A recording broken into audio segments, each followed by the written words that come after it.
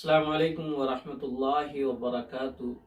ایصال ثواب کے متعلق چند باتیں عرض کرنی ہیں۔ نمبر 1، مردے سے قابل ہمدردی کا کوئی اور طریقہ ہے تو وہ صرف اور صرف وہی طریقہ ہے جو رسول اکرم صلی اللہ علیہ وسلم نے ہم کو سکھلایا ہے، تعلیم فرمایا ہے۔ ایصال ثواب سے گناہ گاروں کو تو عذاب اور تکلیف میں کمی کا فائدہ پہنچتا ہے، اور بچوں اسی طریقے سے نیک بندے یا بزرگ کے درجات کے بڑھنے کا فائدہ پہنچتا ہے۔ تو ایصال ثواب گویا کہ دو مقصد سے ہوتا ہے۔ ایک تو یہ کہ جو مرحوم رشتہ دار، جو دنیا سے لوگ گئے ہیں، وہ اگر گناہ گار ہیں اور وہ اپنی زندگی کو گناہوں میں ڈوبا کر ہی آخرت کے سفر پر روانہ ہوئے تھے، تو اگر ان کو ایصال ثواب کیا جائے گا تو عذاب اور تکلیف میں ان کی کمی ہوگی، اور اس ایصال ثواب کا یہ فائدہ ہوگا کہ اس مرحوم گناہگار رشتہ دار کے تکلیف میں اور عذاب میں کمی اللہ تعالیٰ فرما دے گا۔ اور وہ نابالغ بچے، وہ معصوم بچے جو دنیا سے چلے جاتے ہیں، اسی طریقے سے نیک بندے دنیا سے گئے ہیں اور بزرگ ہیں، اولیاء اکرام ہیں، ان کو جو ایصال ثواب کیا جاتا ہے تو اس کا مقصد یہ ہوتا ہے کہ ان کے درجے بڑھتے ہیں۔ ان کو ایصال ثواب کرنے سے ان کے درجے بڑھنے کا فائدہ حاصل ہوتا ہے۔ اسی طریقے سے جو لوگ مردوں دنیا سے جا چکے مرحوم ہیں، ان کو بدنی عبادت مثلا قرآن پڑھنا، نماز، روزہ، حج کرنا، عمرہ، کلمہ شریف، درود شریف، استغفار، سبحان اللہ، الحمدللہ پڑھنے کا ثواب بھی پہنچتا ہے۔ اسی طرح مردوں کو مالی عبادت یعنی قربانی کرنا، حج کرنا، غریبوں کو کھلانا، کپڑے پہنانا، نقد دینا، مسجد میں لگانا، اس کا بھی ثواب پہنچتا ہے۔ نمبر 4، کوئی شخص جو یہ نفلی عبادات چاہے وہ مالی ہو یا بدنی ہو وہ کرتا ہے تو ثواب پہلے تو خود اس عبادت کو کرنے والے کو ملتا ہے، کیونکہ عمل اسی کا ہے۔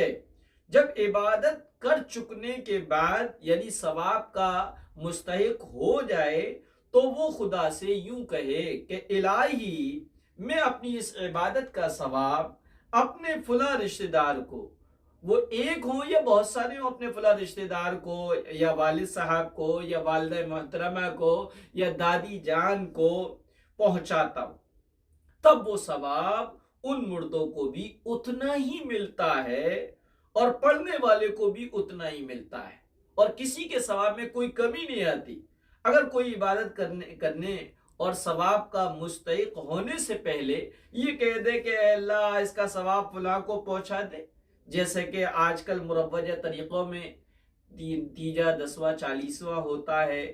کھانا ابھی سامنے رکھا ہوا ہوتا ہے، ابھی غریب محتاج کو دیا نہیں ہوتا ہے، بھوکوں نے اس کو کھایا نہیں ہوتا ہے، وہ گھر میں رکھا ہوا ہے، سب کے سامنے رکھا ہے، اور خدا سے یہ دعا کر لی یا عبادت کر لے اور زبان سے یہ دعا نہ کہے کہ تو ثواب مردوں کو نہیں پہنچتا ہے۔ لہذا یاد رکھیے گا، پہلے عبادت کرنے والا چاہے وہ عبادت مالی ہو، بدنی ہو یا زبانی ہو، اس عبادت کرنے والے کو اس کا ثواب ملتا ہے۔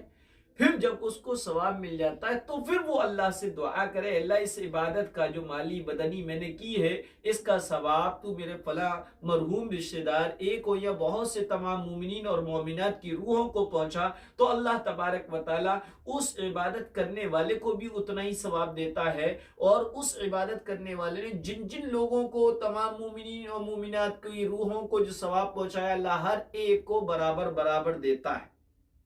لہذا جب آپ نے یہ سمجھ لیا تو اب یہ سمجھیے گا مین پوائنٹ، اب اگر کوئی عبادت کرنے والا چاہے مالی ہو بدنی ہو وہ عبادت کر رہا ہے یا ابھی اس نے عبادت کی ہی نہیں ہے اور اس کا ثواب پہنچانا چاہے تو ثواب نہیں مل جا سکتا، یا وہ مالی عبادت ہے، کھانا کھلانا ہے، کپڑے پہنانا ہے لیکن وہ کپڑے یہیں پر ہے، وہ کھانا بھی یہیں پر ہے، کسی غریب نے اس کو کھایا نہیں، کسی ننگے نے ان کپڑوں کو پہنا نہیں، اور اس کا ثواب پہنچانا چاہے تو ثواب نہیں پہنچ سکتا ہے۔ یا اسی طریقے سے عبادت تو کر لی لیکن اس کا ثواب نہیں پہنچایا، جیسے کہ مدرسے سے اور مسجدوں سے جو بچے آتے ہیں قرآن خوانی کی پڑھتے ہیں، قرآن خوانی کے لیے قرآن شریف پڑھتے ہیں، 1 2 یا 3 قرآن خوانیوں میں قرآن ہوتے ہیں، اب اس کا ثواب کسی نے پڑھا نہیں اور کسی نے پہنچایا نہیں، کیونکہ پڑھنے والے تو وہ خود ہے نا، وہ پہنچائیں گے جبھی تو ثواب پہنچے گا۔ اگر پڑھا بچوں نے اور ثواب میں پہنچاؤں تو نہیں پہنچے گا۔ لہذا یاد رکھیے جائے کہ عبادت کرنے کے بعد اس کا ثواب بھی پہنچائے تبھی مردوں کو ثواب پہنچتا ہے۔ آپ یہ سمجھیے گا مالی عبادتوں میں چند باتوں کا خیال رکھنا چاہیے، چونکہ مال اللہ نے دیا ہے، لہذا اسی کے نام پر اسی کی خوشی کے لیے، اسی کو راضی کرنے کے لیے، اسی سے دنیاوی اور اخروی نفع حاصل کرنے کی نیت سے خرچ کرے۔ دوسرا، خوش دلی سے خرچ کرے، جبر سے یا برادری کی مجبوری کی وجہ سے، رسم یا تانے کی وجہ سے یا خاندانی ریت و رواج کی وجہ سے خرچ نہ کرے، کیونکہ اس صورت میں ثواب خود اس عبادت کے کرنے والے کو نہیں ملتا تو مردوں کو کہاں سے ملے گا۔ نمبر 3، مال جو ہے پاک حلال مال سے ایصال ثواب کرے۔ سودی قرض لے کر عبادت کرنا اور ثواب کی امید رکھنا گناہ ہے۔ نہ بہت غریب اور محتاج کو دے اور چھپا کر دے، نام و نمود شور شرابہ اس میں بالکل نہیں ہونا چاہیے، شہرت تو بالکل ہی نہیں ہونا چاہیے۔ پتہ نہیں آج کل کیا مزاج بنا ہوا ہے کہ ایک کیلا بھی اگر کسی اسپتال میں کسی مریض کو دیتے ہیں تو 2-4 لوگ ایسے 2-4 سیلفیاں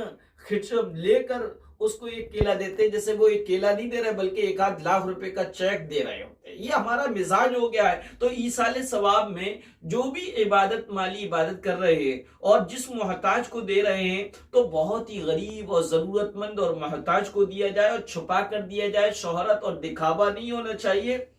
اسی طرح غریبوں کو وہ چیز دی جائے جس کی ان کو حاجت ہے۔ آپ اس پوائنٹ کو دیکھیے گا کہ غریب اور مستحق کو وہی چیز دی جائے جس کی اس کو ضرورت ہے۔ تو اب اس سے یہ سمجھ لیا جائے گا کہ ہمارے جو کھانا دیتے ہیں 7 طرح کے پھل، 7 طرح کی مٹھائیاں اور برتن اور یہ اور وہ ان کی ضرورت نہیں ہے۔ ضرورت کیا ہے؟ ان کی ضرورت جو ہے وہ پیسہ ہے، پیسے کی وجہ سے وہ اپنی ان ضرورتوں کو بھی پورا کر سکتے ہیں جن کو ہم نہیں جانتے۔